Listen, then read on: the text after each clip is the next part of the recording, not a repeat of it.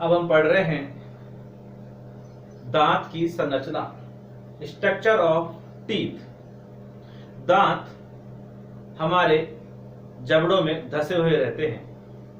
दांत मसूड़ों पर जबड़ों की अस्थियों में बने गड्ढों में स्थित होते हैं। प्रत्येक दांत के 3 भाग होते हैं। कौन कौन से? नंबर 1 मूल, ये वाला भाग। नंबर 2 गिरवा और नंबर 3 शिखर। मूल, गिरवा और शिखर। तो अब हम मूल की बात करेंगे। मूल क्या होता है? दांत का वह भाग जो जबड़ों में धसा रहता है। दांत का वह भाग जो जबड़ों में धसा रहता है मूल कहलाता है।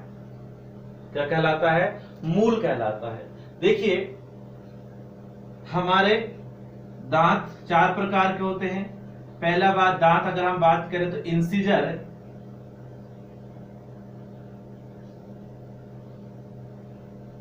इंसिजर, फिर कैनाइन और फिर आपका प्रीमोलर और मोलर।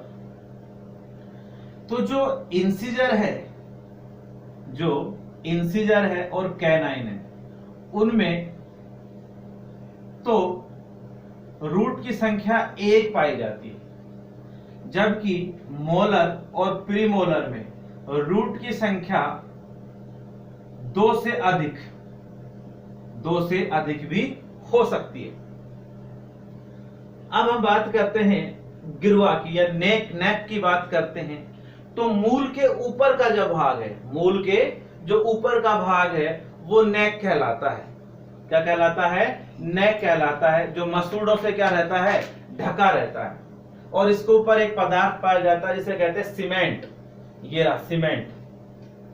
नेक्स्ट आता है हमारा दंत शिखर। तो दंत शिखर यह मसूड़ों से बाहर निकला हुआ होता है। मसूड़ों से बाहर निकला हुआ होता है, जो चमकीला होता है, कठोर होता है। अर्थात हम कह सकते हैं इस पर एक चमकीला और कठोर आवरण, जिसे हम इनामल कहते हैं। हिंदी में उसे दंत वल्क भी कहते हैं, कि सफेद परत पाई जाती है। कैसी पाई जाती है? सफेद परत पाई जाती है। दांत के मध्य में, अगर हम दांत की बात करें, दांत के मध्य में एक खोखली गुहा में आप दिखाई दे रही है। खोखली गुहा को हम पल्प गुहा या पल्प कैविटी कहते हैं। अब इसमें क्या पाया जाता है? देखिए, इसमें क्या पाए जाते हैं? तंत्रिका तंतु और रक्त नलिकाओं का सघन जाल पाया जाता है। शरीर से पोषक तत्वों की सप्लाई इसी के द्वारा दांत की कोशिकाओं को होती है। पल्प गुहा के बाहर की हम बात करें, पल्प गुहा के बाहर एक कोशिकीय आवरण पाया जाता है या एक कोशिकीय स्तर पाया जाता है, जिसे हम ओडोंटोब्लास्ट कहते हैं। क्या कहते हैं? ओडोंटोब्लास्ट कहते हैं। ये बाहर की ओर एक आवरण बनाती है। ओडोंटोब्लास्ट कोशिकाएं ये रही, ये बाहर की ओर एक आवरण बना रही है। देखो, ये आवरण दिख रहा है, बाहर की ओर एक आवरण बना रही है, जिसे हम क्या कहते हैं? डेंटिन कहते हैं। क्या कहते हैं? डेंटिन कहते हैं।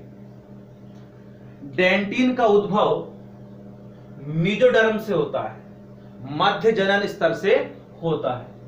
अब डेंटिन पर शरीर का सबसे कठोर आवरण पाया जाता है, जिसे हम क्या कहते हैं? इनामल या दंतनवक कहते हैं, जो किसका बना होता है? कैल्शियम कार्बोनेट और कैल्शियम सल्फेट का बना होता है। हमारे शरीर का सबसे कठोर भाग यही है।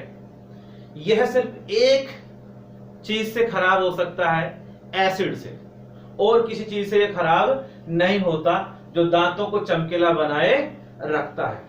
नेक्स्ट वीडियो में हम बात करेंगे